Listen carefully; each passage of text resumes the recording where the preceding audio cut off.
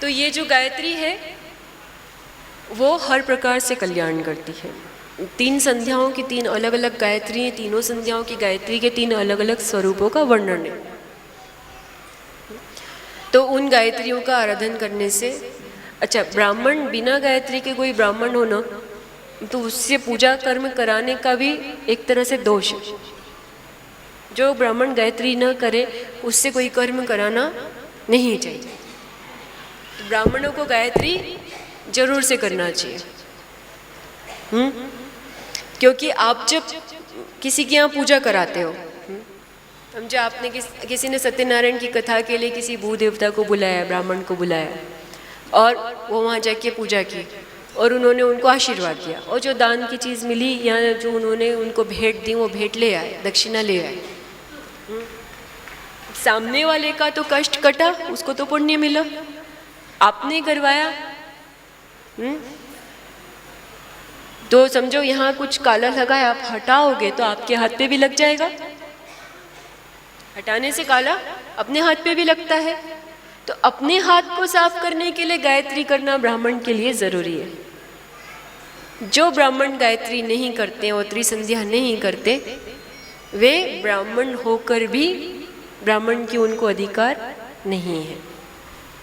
चाहे आप कर्मकांडी ब्राह्मण हो, चाहे आप ब्राह्मण कुल में उत्पन्न हुए और आप कर्मकांड नहीं कर रहे, समझो आप व्यापार कर रहे हो, आप नौकरी कर रहे हो, काल और समय की परिस्थिति के अनुसार किसी और अवस्था में,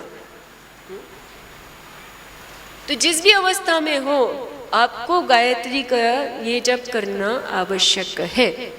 तो वो ताप पाप जो भी आप किसी यजमान का लेकर आते हैं, गायत्री कर देने से वो उसको भस्म कर देती है। गायत्री में ही पाप को भस्म करने की ताकत है।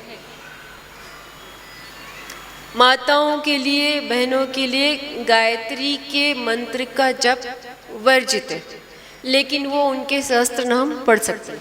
तो माताएं बहनें सहस्त्र नाम पढ़े। लेकिन जो भैया लोग हैं, पुरुष वर्ग हैं, उनको गायत्री यदि ब्राह्मण है तो उसका संध्या करनी चाहिए। ये आवश्यक है। तो आप लोगों को भी गायत्री करना चाहिए। और जो कर्मकांड करवाएं तो पहले अपने हिसाब से पता लगा लें कि जो भी ब्राह्मण देवता आपकी कर्मकांड कर रहे हैं वो गायत्री करते हैं कि नहीं, त्रिसंध्या करते हैं कि नहीं।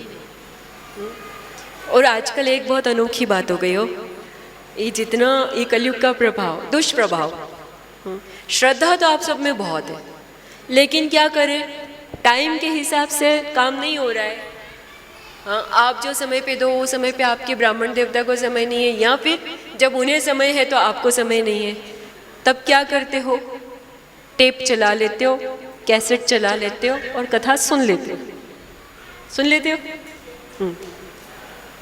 है ना। कथा सुन ली, फिर मुझे ये बताओ, कथा सुनने के बाद प्रणाम करके आशीर्वाद किससे लेते हो? टेप से? हाँ, टेप और सीडी से आशीर्वाद लेते हो क्या? तो हमारे पास ये सारे उपकरण जो हैं वो हमारी सुविधा के लिए ज़रूर है, लेकिन ये दुविधा ना पैदा करे। अपने मूल पे बने रहो, मूल संस्कार को मत छोड़ो। कथा ब्राह्मण से सुननी है तो ब्राह्मण से ही सुनो, और कथा घर की है तो ब्राह्मण से, और बाहर आंगन में व्यास से सुनिए तो व्यास से सुनो। अपने मूल आधारों को मत छोड़ो। टेप से सुनोगे तो टेप वाला ही गुण मिलेगा। टेप को बोलोगे, टेप ना तो सौभाग्यवती बोलेगा, ना कल्याणमस्तु बोलेगा, कुछ नहीं बोलेगा। ना बोलेगा खुश रहो बेटा।